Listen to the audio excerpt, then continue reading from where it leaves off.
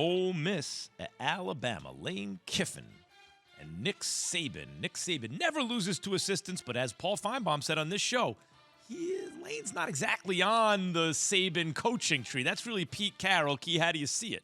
And Paul's absolutely right in terms of that. It's more of a Pete Carroll, but he learned a lot from Nick Saban how to become a head coach. And he's had success as a head coach since leaving Nick Saban. Look, from one player to another player, from left to right, from front to back, from number to number, Alabama got better players, except one guy at the quarterback spot. Matt Corral, if they're going to win this game, Matt Corral's got to play like a Heisman Trophy contender. He has to do it, and I think he can. But everybody else needs to kind of, including the coaching staff, they've got to kind of pull together because talent-wise, they're not the same talent.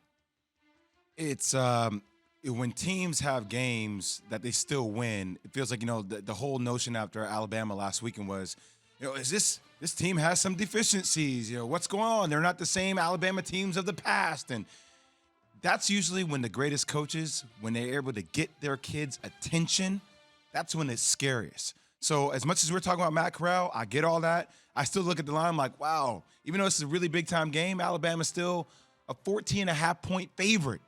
14.5-point favorite. I would take the points. When Ole Miss was shocking Alabama or whatever, they had the Robert Condichis and the Treadwells. They had players that were there that was under a system with Hugh Freeze. So they had these top 5 guys in their program. Right now, Lane doesn't have that. So, but they took them down to the wire for the most part last year, especially on the offensive side of the ball. Nick Saban dominates his assistants, by the way. 23-0 games against former assistants. 21 of those by at least 2 touchdowns. There you go.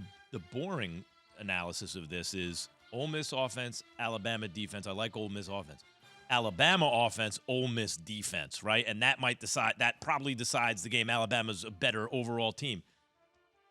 I think Ole Miss can upset them. But I like Alabama may not win every game. This might be the one they drop. In Lane, as I told him the other day, I said, man, what you ought to do is go walk up to Nick and look at him in his eyes. That's what you ought to do. Just walk up to him and just stare at him. Because if you can get on, because he's the one guy that will get on his damn nerves and make him do something in game that'll screw everything up. Uncharacteristic because he's so mad at you that he just does something. And it might work. What did Paul Feinbaum say? It was great. I forget something like that. He's your kid. Metaphor. Yes. He said he's the kid who you take the car keys away. Yeah, he got 4 more. Yeah. he made 5 copies of them. Yeah. You can't outthink me. I got it. Yeah. Yeah, the one kid that sneaks out the bedroom window and you told him no. You checked on him and went in there. Everything was good. You went to sleep. You woke up and he wasn't there because he was down the street at the party. Nick Saban and Alabama will always make you regret picking against them, but I would take the this points. one. I would take the points. Take the points, 14.5. Well, Easy. you're doing good in your picks. I'm second for the basketball guy in this show. Speaking of Lane Kiffin and Paul Feinbaum, Lane Kiffin was on the Paul Feinbaum show. Here's what he said. It's a very big challenge, obviously. Anytime you play the #1 team in the country, you play Alabama, who's been the best program for a long time, the best head coach in the history of college football, and you play them at their place for our first time as a team in non-COVID, really being on the road. So we got a lot of work to do. We've not played, a top 25 team, let alone the #1 team. So we have a lot of work. It's a long season. Obviously, this is a huge game with a lot of attention on it, but, it's a 12-game season and a lot of work to do in our second year here.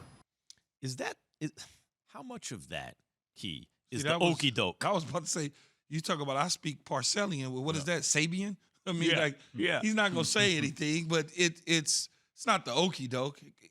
Look, one thing that I could for sure guarantee is Lane is not delusional about what type of team he has and what type of players he has. They're going to fight. They're going to play hard and tough and do all those sort of things. But in the end, if you can't out-scheme them, your talent is not going to beat them. It's just not – they just don't have it, Max. They're good, but they don't have that. As Meek Mill said, there are levels to this. There's levels to it. And that level for them right now is not where Alabama's level is at. What does Matt Corral have to do in order to be successful? Well, one, can't turn the ball over. And Lane's got to put him in the positions to be successful. The receivers have got to get open. The offense has got to block for him. They've got to do something. The problem isn't going to be like Max was saying. The problem is not going to be that offense against Alabama's defense. They're going to do what they need to do offensively. The problem is going to be, can your defense stop Bryce Young in that offense? Thanks for watching ESPN on YouTube. For live streaming sports and premium content, subscribe to ESPN+.